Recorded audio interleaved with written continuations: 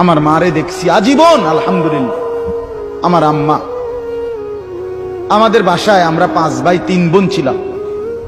ঘন্টা কিনছে মা, ওই যে স্কুলে যে ফিডে এমনি টুং টুং টুং করে ঘন্টা ফিডে না, এরকম গোল যে পিতলের এডি বেল আর কি, বেল ফিডে যে, আমার আম্মা এটা কিনে আনাইছে বাসা।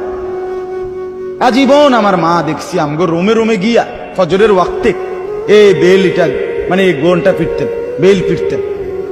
যতক্ষণ না উঠতাম, বের না হইতাম, মা এটা ফিডা বন্ধ করতেন।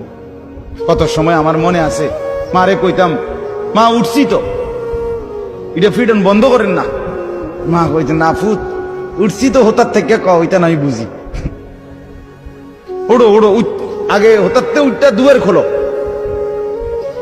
যতক্ষণ দরজা না খুলতাম, বের না হইতাম, বাথরুমে না যাইতাম মানে ওজুর জন্য, মা থামতেন।